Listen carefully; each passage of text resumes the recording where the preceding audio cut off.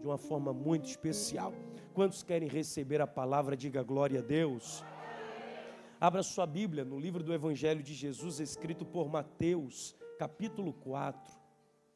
Nós vamos ler o verso 1 e em seguida o verso 11. Verso 1 e em seguida verso 11. E Deus vai falar conosco nesta oportunidade.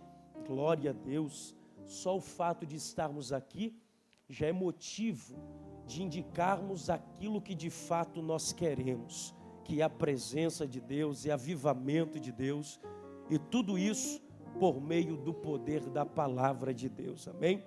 Esse aqui é um ambiente completamente profético, não há manipulação de emoções, a unção de Deus aqui tem liberdade para fluir, e eu já fui agraciado ali por essa manifestação, e agora Deus vai ter a liberdade de se manifestar por meio da sua bendita palavra, amém? Antes de nós tomarmos a leitura, assim que o culto terminar, nós vamos estar lá embaixo, lá fora, com os materiais. Tem Bíblia Jumbo, tem Bíblia de estudo da mulher, tem Bíblia do capelão, tem kit 3 palavrinhas, tem cocada da Bahia, direto de Feira de Santana, viu, irmãos? Passa lá que só tem poucas unidades, uma da pastora já está garantida, amém? Glória a Deus. Mateus capítulo 4, verso 1 e em seguida verso 11, diz assim: Então foi conduzido Jesus pelo Espírito ao deserto, para ser tentado pelo diabo. Verso 11, então o diabo o deixou, e eis que chegaram os anjos e o serviram. Só diga para o seu vizinho, você pode começar no deserto, mas se for fiel a Deus no deserto, tem um banquete preparado para você. Tome assento, tome assento.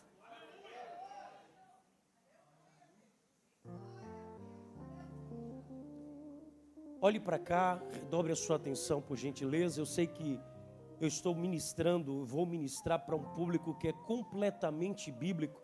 E o pregador, ele só não se dá bem aqui se ele não for de Bíblia. Se ele for de Bíblia, ele se sente em casa. É bem verdade que todos nós estamos inseridos em um contexto de guerra. E que guerra seria esta? Guerra contra a carne. E diante desta guerra que todos nós estamos inseridos, da guerra contra a carne ou da guerra contra o pecado, ninguém tem o direito de bater no peito e dizer, eu venci. Porque a expressão seria, nós estamos vencendo. Mas chegará aquele grande dia, onde estaremos reunidos nas mansões celestiais e diremos, eu venci, nós vencemos. Mas enquanto esse dia não chega, nós teremos a labuta diária para lidar contra a guerra contra o pecado e contra a guerra contra a carne. É bem verdade que não existe uma geografia específica para se vencer a guerra contra o pecado. Seja ela dentro de um jardim, é possível se vencer. Seja ela acontecendo dentro de um âmbito chamado deserto, é possível se vencer. Até mesmo no alto de um pináculo, é possível se vencer. E até mesmo no alto de um monte, é possível se vencer. Para quem tem disposição para vencer a guerra contra a carne, não existe lugar apropriado para isso. Qualquer lugar pode ser feita uma ocasião de vitória. Mas é bem verdade que, citando estas geografias, aparentemente, exista alguma que pareça ser mais fácil para se vencer a guerra contra o pecado. E a mais propícia seria o jardim. Mas de acordo com a Bíblia, a gente vai entender que foi justamente uma geografia que aparentemente parecia ser fácil para se vencer a guerra contra o pecado, que o homem, que o primeiro Adão pecou. E foi justamente numa geografia inapropriada chamada deserto, que o segundo Adão, chamado Jesus, venceu. Mas talvez eu dizendo quem venceu no deserto, pode lhe despertar uma espécie de dúvida. Pregador, você disse que o primeiro homem, ou primeiro Adão, ele caiu num jardim, pecou no jardim, perdeu a guerra contra a carne num jardim. Mas Jesus, o último Adão, venceu a guerra contra o pecado em um deserto. Mas é fácil dizer que Jesus venceu, porque ele é o Filho de Deus, eu sei. Mas de acordo com a Bíblia manifesta o lado humano de Jesus. Olha o que Paulo escreveu aos Filipenses, no capítulo de número 2, no verso de número 5. Que haja em nós o mesmo sentimento que houve em Cristo Jesus, que sendo em forma de Deus, não teve por usurpação ser igual a Deus, antes a si mesmo esvaziou-se. Essa palavra esvaziou-se no grego é kenosis, é a teoria do esvaziamento. Ele se despiu de toda a sua glória, tornando-se semelhante aos homens e assumindo a forma de servo. O lado humano de Jesus está sendo reproduzido através da Bíblia para nós. Não sabemos ao certo qual o percentual humano de Jesus. Uns dizem 50, outros dizem 100. Mas Deus me livre e guarde arriscar o percentual exato da humanidade de Jesus. Mas de uma coisa eu sei: ele foi tão humano o suficiente para quando chegasse na entrada de uma pequena aldeia ou vilarejo chamado Naim, e visse uma mulher aos prantos por ter visto seu filho morrer, ele se moveu de íntima compaixão, porque só tem compaixão quem tem sensibilidade humana. A Bíblia mostra para nós que ele foi tão humano ao ponto de chegar junto ao sepulcro do seu amigo Lázaro, que já fazia 4 dias de sepultado, e mesmo assim derramar lágrimas. E a Bíblia diz que Jesus chorou. Só chora quem tem sensibilidade humana. A Bíblia me prova o lado humano de Jesus, a ponto de num jardim ele sofrer de aflição e estar angustiado até a sua alma, a ponto de pedir ajuda ao Pai, e o Pai lhe mandar anjo para lhe consolar. O que a Bíblia está dizendo é: se o Jesus humano se fez semelhante a nós, venceu, ele está nos dando a capacidade de vencermos. Por gentileza, não precisa pegar na mão. Você só vai virar para o seu vizinho e vai dizer: se Jesus provou através da sua humanidade que é possível vencer a guerra da carne, você também tem a capacidade de vencer a guerra contra a carne. A Bíblia mostra para nós em Mateus capítulo 4 que Jesus foi conduzido pelo Espírito a fim de ser tentado pelo diabo.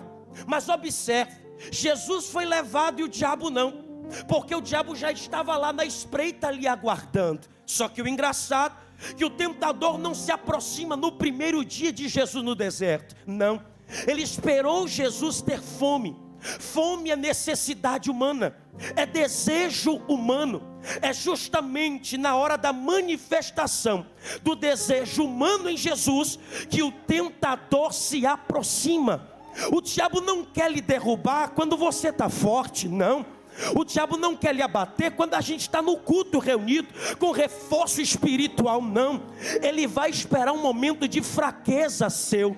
Ele vai aguardar um momento de fraqueza sua, para que você se renda à tentação que ele vai lhe propor.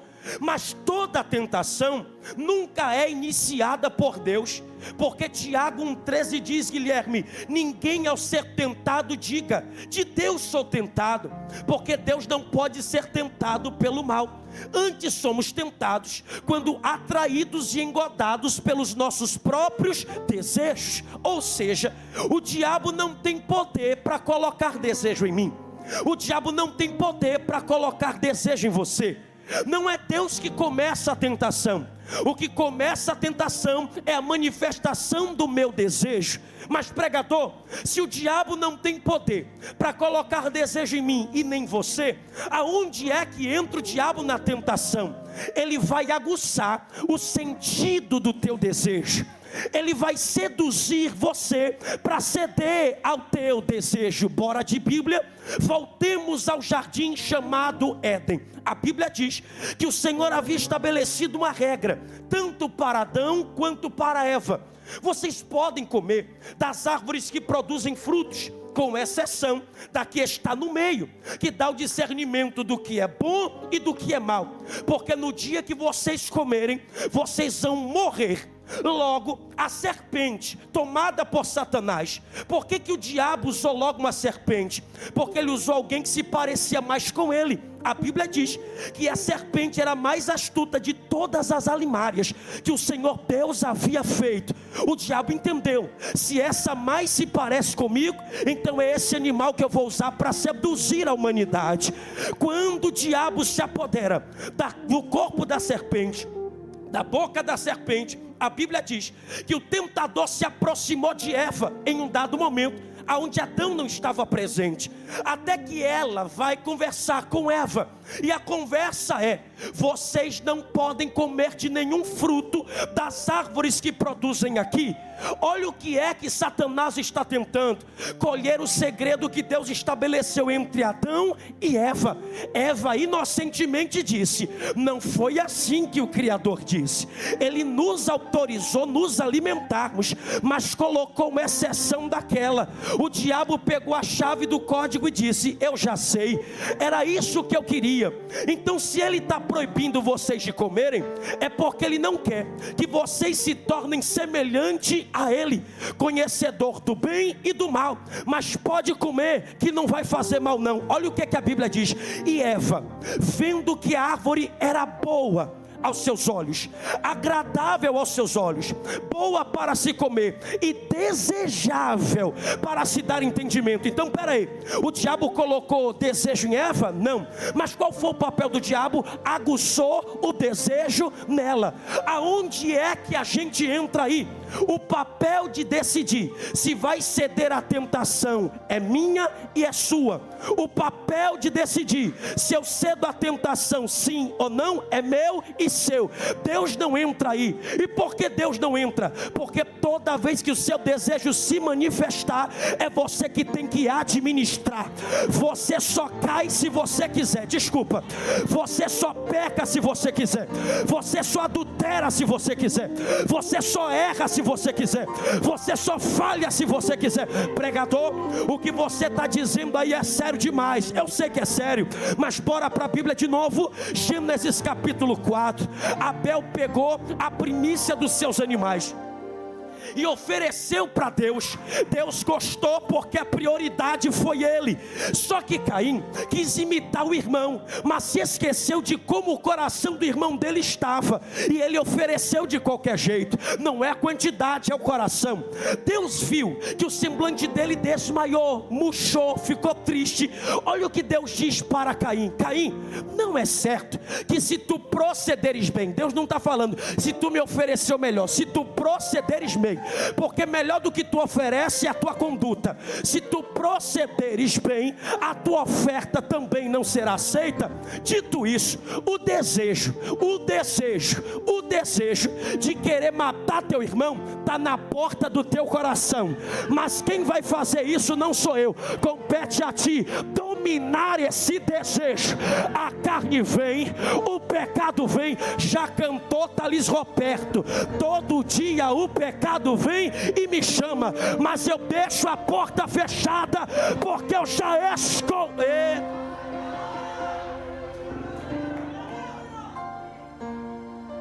Paulo, escrevendo aos Gálatas, no capítulo 5, ele disse: e o fruto do Espírito, o fruto é um que produz muitas coisas. Domínio próprio, domínio próprio, porque da mesma forma que eu estou em Deus, eu preciso desenvolver o fruto chamado domínio próprio. E o que é domínio próprio? Vem a tentação, meu desejo está aguçado, mas o domínio que está dentro de mim me dá a condição de dizer: pode bater a voar do pecado, porque aqui tu não tem vez.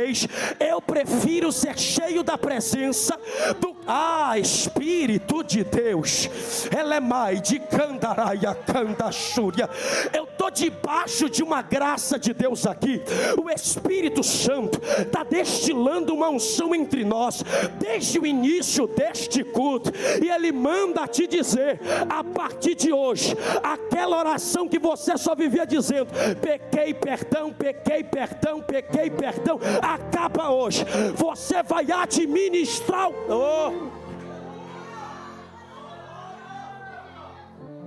a capacidade de ceder à tentação é minha, mas também de não ceder também é minha, porque quem tem domínio próprio sabe como agir na hora que a tentação vier. Olha Jesus, quando a fome aparece, desejo humano, o tentador Glauber se aproxima.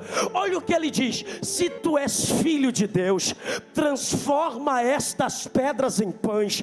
Eu sei que você já está cansado de saber que você é filho, só que João, escrevendo o Evangelho, no capítulo 1, ele disse: a todos aqueles que receberam Filho de Deus, deram-lhe o poder de serem chamados filho dele. Ou seja, ser filho não é qualquer coisa, ser filho é algo poderoso. Você sabe um tanto quanto eu, que em Mateus capítulo 3, verso 17, está escrito: e eis que uma voz do céu dizia: este é o meu filho amado, em quem me comprazo. Só que depois de ter jejuado 40 dias e 40 noites, o que é que o diabo pensou? Jesus deve ter se esquecido da voz que confirmou a sua filiação. Então, se tu é filho, só para te lembrar, faz o que eu estou te pedindo, transforma as pedras em pães. Mas eu mostro que sou filho, não é quando eu transformo o que o diabo está me pedindo, é quando eu desobedeço a sua voz de comando. Você precisa parar de se auto-sabotar. O tempo de tentar mostrar alguma coisa para os outros acabou. E se você não fizer, não vai lhe diminuir em nada. Se for o caso de você sair de um carro top para andar num carro mais ou menos, não tem problema. Você não vive para os outros, você vive para o Pai. Se for o caso de se mudar de uma casa para outra, não tem problema. Você não vive para os outros, você vive para o Pai. Então para de se auto-sabotar, tentar mostrar para alguém aquilo que Deus já sabe quem você é. Eu não preciso mostrar nada para o diabo. Então, se tu é filho de Deus, transforma estas pedras em pães. Mas eu quero chamar sua atenção, olhe para cá. Existem duas matérias em jogo aqui. A primeira matéria são as pedras. E qual é a segunda matéria? Pão. Ambas têm finalidades distintas. Pedra é matéria que edifica. Você lembra quando os sacerdotes vão atravessar o Rio Jordão? Eles colocam um memorial no meio do rio, porque Deus fez eles passarem em pé enxuto. 12 pedras. Abraão, quando ia edificar altar, ele sempre imolava um animal em cima de pedra. Paulo disse: a pedra que os construtores rejeitaram, esta veio a se tornar a principal pedra, a pedra de esquina, a pedra angular. Ou seja, pedra é matéria que edifica. Catuque o seu irmão, diga para ele: pedra é matéria que edifica. Em contrapartida, olha o pão. Pão é matéria que satisfaz. Você come agora, mas quer mais daqui a pouco. E aquilo que te edifica tem o poder de te sustentar. Trocando em miúdos, a proposta do diabo é: se tu é filho de Deus, troca a matéria que edifica por aquela que te satisfaz. Você entende o poder que está sobre você? Talvez alguém lá fora disse: transforma o domingo que te edifica naquele que pode te satisfazer. Tem gente para pagar cerveja, tem gente para te levar para o bloquinho, tem gente para te colocar entrada VIP no pagodinho, mas você é tão filho de Deus que entendeu: eu não vou transformar o domingo que edifica pelo domingo que me satisfaz. Seria muito besta, desculpa a expressão chula, seria muito besta transformar algo que edifica naquilo que pode lhe dar prazer ou lhe satisfazer. Jesus disse um dia assim, minha querida pastora Cida: quem é o pai que, tendo um filho, e o filho lhe pede pão, o pai vai lhe dar pedra? Não tem. O pai tem o prazer de atender a necessidade do filho. Se eu não sou autônomo, se eu não sou órfão, se eu tenho um pai que cuida de mim, mim, então não preciso transformar pedra em pão, porque é eu orar e o Pai supre a minha necessidade com pão. Ah, não, pegue a mão desse vizinho aí, pega, agora sacode com vontade e diga para ele assim: você não precisa transformar nada, porque tem um Pai que está disposto a suprir todas as tuas necessidades. O nome dele é o Deus Todo-Poderoso. Não transforme aquilo que edifica naquilo que pode lhe satisfazer. Olha a resposta de Jesus: Satanás, nem só de pão viverá o homem. Ou seja, o homem não vai viver só daquilo que satisfaz a carne. O homem vai viver de toda palavra que sai da boca de Deus. Oh, irmão, tu vai todo dia angustiado na padaria comprar pão e volta do mesmo jeito. Agora eu te desafio: vem só num culto e uma palavra é suficiente para arrancar a tristeza e alimentar a tua alma. Você não vive daquilo que te dá prazer, você vive daquilo que te edifica. Você não veio hoje aqui para fazer número, bater cartão, ou porque não tinha para onde ir, porque tem lugar para ir. Você veio aqui porque você entende que tem uma palavra da parte de Deus preparado para você. Quantas vezes você disse que não aguentava, não suportava, ia parar, mas entrou num culto como esse, recebeu uma palavra dizendo: Deus me livre eu parar, Deus me livre eu desistir, eu vou continuar, porque toda palavra que sai da boca de Deus tem fortalecimento para você.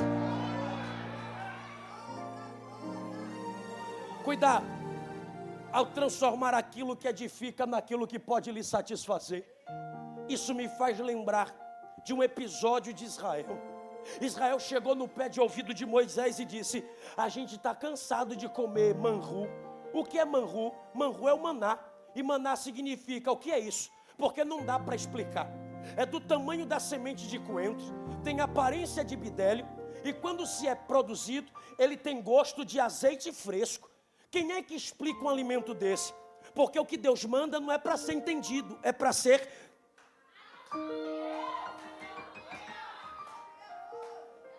É isso o alimento de Deus. E quem é que vai enjoar do que está vindo do céu?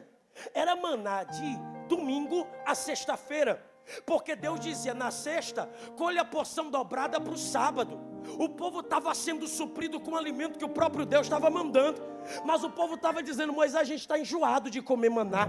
É maná domingo, é maná segunda, é maná terça, é maná quarta, é maná quinta, é maná sexta, é maná sábado. A gente quer um negócio diferente. E o que que vocês querem? Ah, a gente quer carne.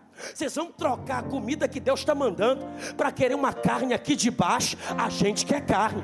Moisés foi falar com Deus: ô Deus, o teu povo está querendo comer carne, está desprezando o teu maná. Aí Deus olhou para ele e disse: pode dizer que eu vou sustentar eles com a carne que eles estão pedindo. Olha a pergunta de Moisés: Deus, o senhor já viu a quantidade de gente que tem aqui para o senhor mandar carne? O senhor vai mandar matar todos os bois da terra para alimentar essa população? Olha a resposta de Deus: meu braço está encolhido? Não, eu vou de novo. Moisés, você está achando que eu não tenho capacidade de suprir esse povo? Não é? Eu tenho. Eu não queria dar carne para eles, eu queria mantê-los no maná, porque é alimento fresco que vem do alto. Mas eles querem um alimento que vem de baixo, eu vou suprir. No dia seguinte, Deus fez vir um forte vento da banda do mar, que veio voando codornizes para o arraial de Israel. Israel ficou tão doido que disse: eita, hoje é codorna cozida, codorna assada, codorna na brasa, codorna ao molho, tudo que é jeito de codorna a gente vai preparar. Aí a Bíblia diz assim, ó: e na mesma hora que o povo deixou pronta a codorna e colocou na boca para mastigar, nem mastigou, Deus irrompeu com grande ira, que matou o povo, e houve um grande morticínio, e o nome do lugar ficou conhecido como Quibrote Atavá. Sabe o que isso quer dizer? Sepulcro do dos desejos. Cuidado, para os seus desejos não sepultar as promessas que Deus tem para você. Deus não tem morte para você, Deus tem vida, vai devagar. Não é porque tu está querendo que significa que é de Deus para você. Não é porque você quer tanto que Deus é obrigado de te dar. Tem coisa que vai te sepultar vivo, mas Deus está dizendo: fica com maná, porque é melhor ter maná do que morrer com codorna na boca.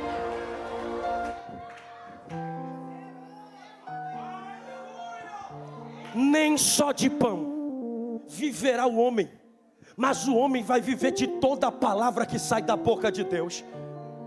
O Senhor vai passar, Jesus vai passar por 3 concupiscências. Concupiscência da carne, que é essa aqui do deserto. Soberba da vida, que é os lugares altos, que é a próxima que ele vai entrar. E a terceira e última, que é a concupiscência dos olhos. É tudo que está diante da visão. O diabo viu que Jesus não se rendeu no deserto, transformando pedra em pães. Pegou ele e levou para o pináculo do templo. Olhou para ele e disse: se atira daqui abaixo, porque está escrito: o Senhor dará ordem aos teus anjos para te suster em todos os teus caminhos, para que tu não tropeces em pedra alguma. Tu já viu quem vai pular de quase 30 metros de altura tropeçar em pedra? Não, é cair e o baque é feio. Só que tem um detalhe aqui.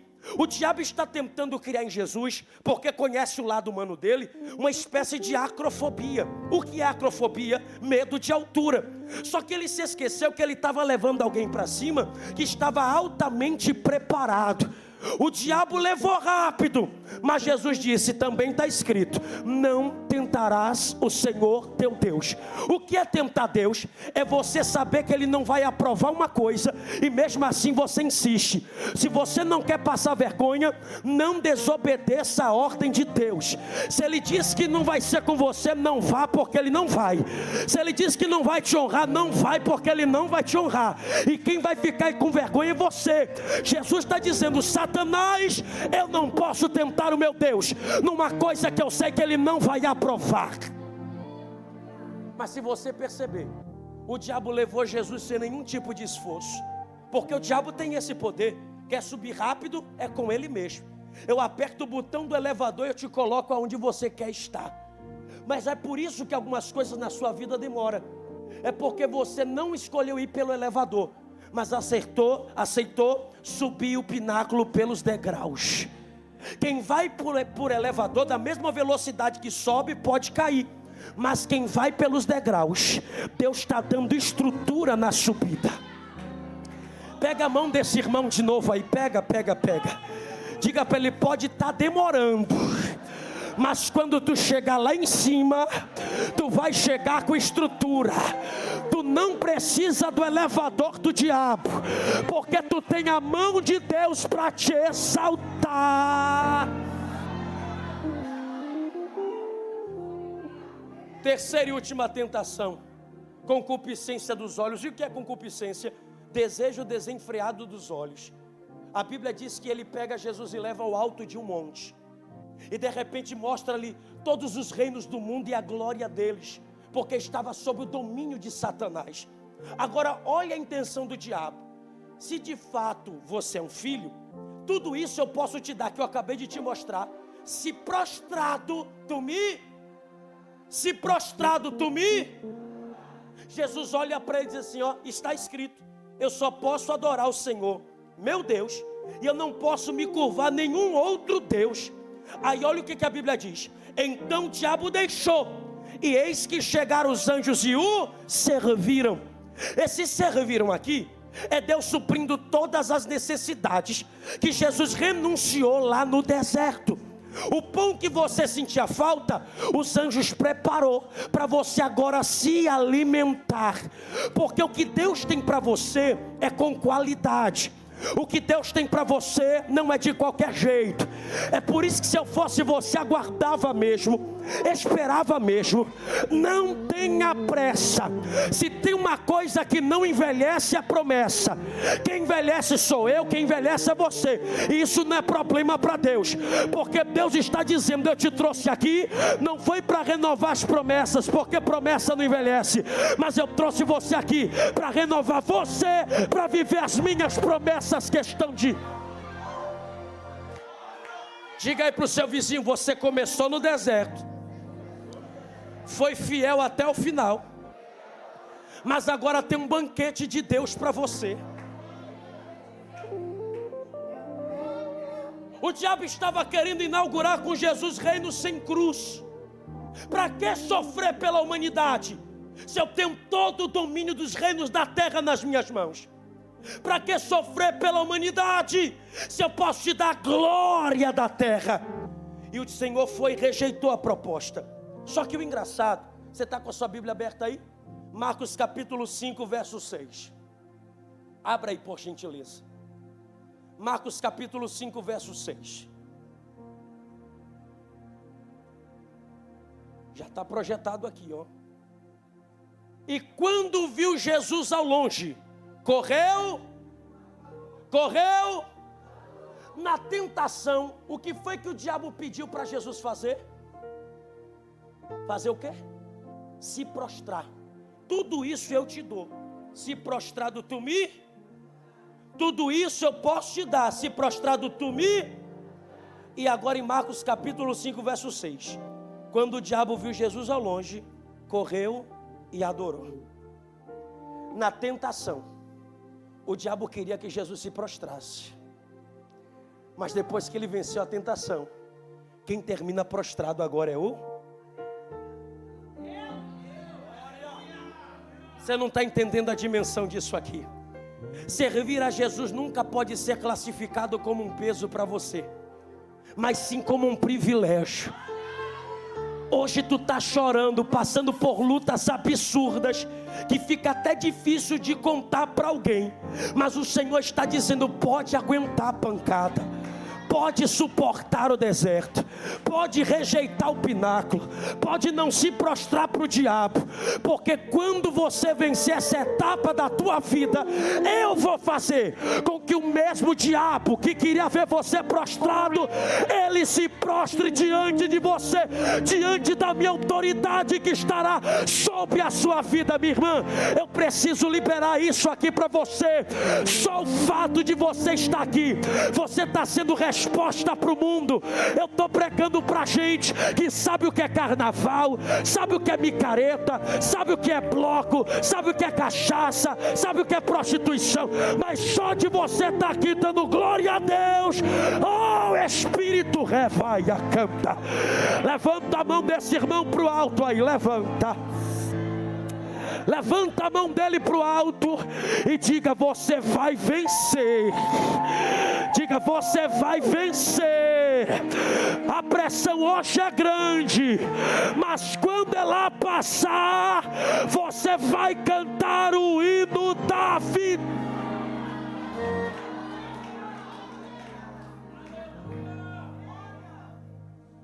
O Senhor está dizendo: depois desse deserto, depois desse pináculo, depois dessa montanha, eu vou lhe dar tanta autoridade.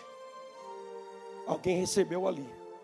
Eu vou lhe dar tanta autoridade, que os demônios que estavam perturbando a tua casa, só de você pisar com Cristo, eles vão ter que arrumar as malas. Ó, quem ficou de pé?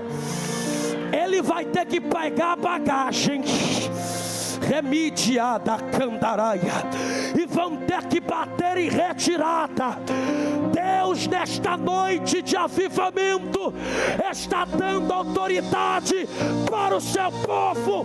Não vai ser farofa amarela, não vai ser farofa branca, não vai ser sangue de porco, não vai ser encruzilhada, não vai ser garrafa de uísque, não vai ser garrafa de Chandon, não vai ser garrafa de cachaça, não vai ser galinha preta, nem galinha branca, nem sangue de bode. Não, não, não. Vai ser o sangue de Jesus na ré. Erevacanta, elevia calachanta. No mundo espiritual, através do governo do Rio de Janeiro, o diabo ganhou legalidade para liberar pombagira, Zé Pilintra, Exu Caveira e espírito da morte. Mas o Deus que peleja pela igreja Eita! Está dando autoridade agora para você. Repreende o espírito da morte agora. Repreende. A pombagira não vai ganhar. Zé Pilintra não vai ganhar. Exu Caveira não vai ganhar. O Deus Todo-Poderoso está guerreando por nós. Fique de pé.